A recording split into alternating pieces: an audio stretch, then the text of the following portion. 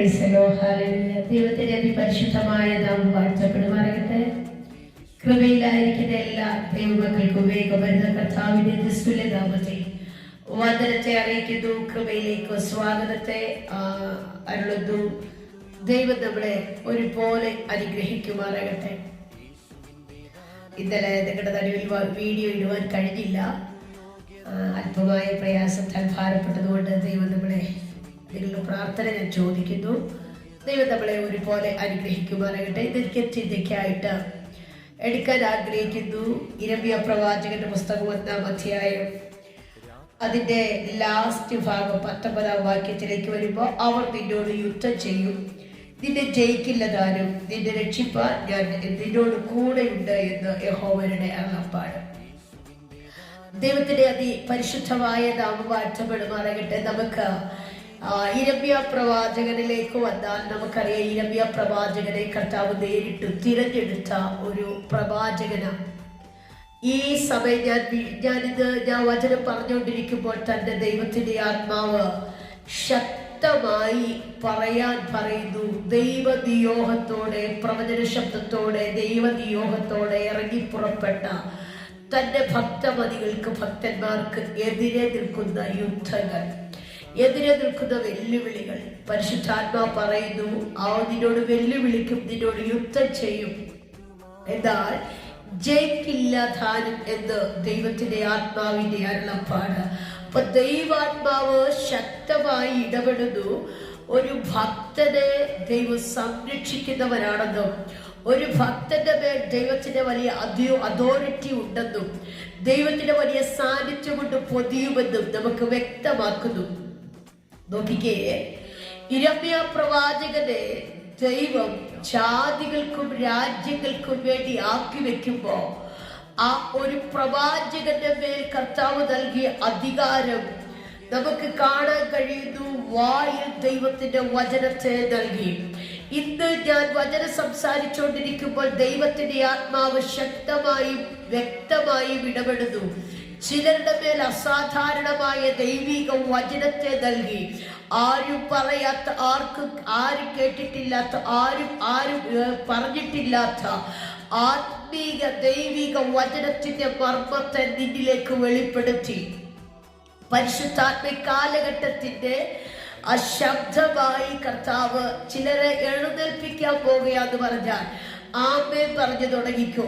ദൈവാത്മാ പറഞ്ഞത് എങ്ങനെയുള്ളവരെ ആയിരിക്കും ഈ കാലഘട്ടത്തിൽ ശക്തരായി എഴുന്നേൽപ്പിക്കുന്നതെന്ന് ചോദിച്ചാൽ, ഇരമ്യാവിനെ പോലെ പറയുന്ന, ഇരമ്യാവ് പറഞ്ഞ ഒരു വാക്കിങ്ങനെയാ, ഞാൻ ബാലനാകുന്നു, ഞാൻ എന്ത് ചെയ്യാ, പ്രവാചകനാണെന്ന് നിന്നോട് പറയുമ്പോ, ഇരമ്യാവിനോട് പ്രവാചകനായി ഇതിനെ അഭിഷേകം ചെയ്യുന്നു എന്ന് പറഞ്ഞപ്പോ ഇരമ്യാവിന്റെ ഉള്ളിൽ ഒരു വെപ്രാളമുണ്ടായി. എന്താണെന്നറിയാമോ? ഞാൻ ബാലനാ, എനിക്ക് അത്രത്തോളം എന്ത് ജ്ഞാനമില്ല, ഞാൻ അത്രത്തോളം പ്രാപ്തനല്ല എന്ന് ചിന്തിക്കുമ്പോൾ ദൈവാത്മാവ് ശക്തമായി പറഞ്ഞ്, കാലഘട്ടത്തിൽ ശക്തരായവരുടെ നടുവിൽ നിന്നെയും എന്നെയും എഴുന്നേൽപ്പിച്ചു നിർത്തുമ്പോൾ ദൈവത്തിന്റെ ആത്മാവ് പറയുന്നു, ശക്തരായവർക്ക് ചെയ്യാൻ കഴിയാത്തത് ചിലത് നിന്നിലൂടെ ചെയ്തു തീർക്കാൻ ദൈവത്തിന് ഇഷ്ടമുണ്ടെന്ന് പറഞ്ഞാൽ ആമേൻ പറഞ്ഞു തുടങ്ങിക്കോ. നീ വചനം പറഞ്ഞുകൊണ്ടിരിക്കുമ്പോൾ, വീട്ടിനകത്ത് വചനം പറഞ്ഞുകൊണ്ടിരിക്കുമ്പോ, ദേശത്ത് വചനം പറഞ്ഞുകൊണ്ടിരിക്കുമ്പോ,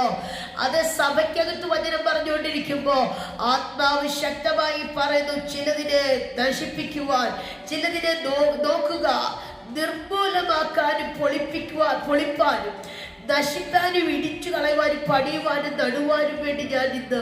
അപ്പൊ ദൈവാത്മാവ് വചനം പറഞ്ഞുകൊണ്ടിരിക്കുമ്പോ ചിലതിനെ നടുവാൻ, ചിലതിനെ നശിപ്പിക്കുവാൻ, ചിലതിനെ ഇടിച്ചു കളയുവാൻ, ചിലതിനെ പടിയുവാൻ ദൈവം ജാതികളുടെ മേൽ, രാജ്യങ്ങളുടെ മേൽ വാക്കി വെച്ചിരിക്കുന്നു എന്ന് പറയുമ്പോൾ തന്നെ പരിശുദ്ധാത്മ പറയുന്നു, ഇങ്ങനെയുള്ള ശക്തരായ പ്രവാചകന്മാർക്കെതിരെ ശക്തമായ വെല്ലുവിളികൾ ഉണ്ട് എന്ന് പ്രവാചകന്റെ പുസ്തകത്തിനകത്ത് എഴുതി ചേർത്തിട്ടുണ്ടെങ്കിൽ അന്ന് ഇരമ്യാവിനോട് പറയുക, നിന്നോട് യുദ്ധം ചെയ്യും, പക്ഷേ ജയിക്കത്തില്ല.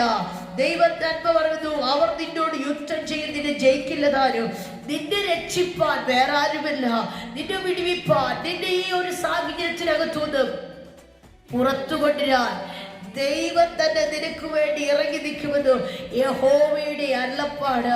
അതുതന്നെയല്ല, ദൈവവചനം പറയുന്നു, ആകയാൽ നീ അരകെട്ടി എഴുന്നേറ്റ് ഞാൻ നിന്നോട് കൽപ്പിക്കുന്നതൊക്കെ അവളോട് പ്രസ്താവിക്കാം. അങ്ങനെയെങ്കിൽ ഇന്ന് ഞാൻ ഈ വചനം പറഞ്ഞുകൊണ്ടിരിക്കുമ്പോൾ നീ എഴുന്നേൽക്കാൻ തയ്യാറാണോ?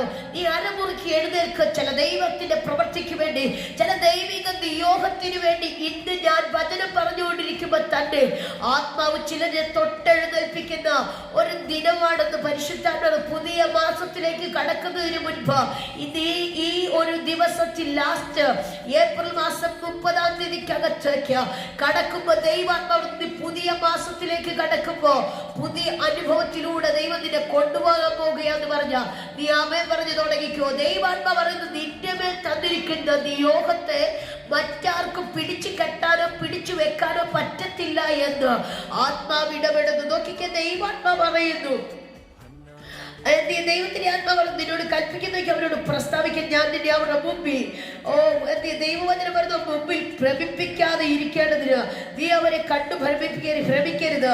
ഞാനിന്ന് നിന്നെ സർവ്വദേശത്തിനും യഹൂദ രാജാക്കന്മാർക്കും പ്രഭുക്കന്മാർക്കും പുരോഹിതന്മാർക്കും ദേശത്തിലെ ജനത്തിനും നേരെ ഉറപ്പുള്ളൊരു പട്ടണവും ഇരുമ്പ് തൂണും താമ്രമാതിരുമാക്കിയിരിക്കുന്നു. നീ സാധാരണയല്ല, സാധാരണയൊന്നും ചിന്തിക്കണ്ട. അങ്ങനെയെങ്കിൽ നിന്നോട് യുദ്ധം ചെയ്യും, പക്ഷെ നിന്നെ ജയിക്കത്തില്ല.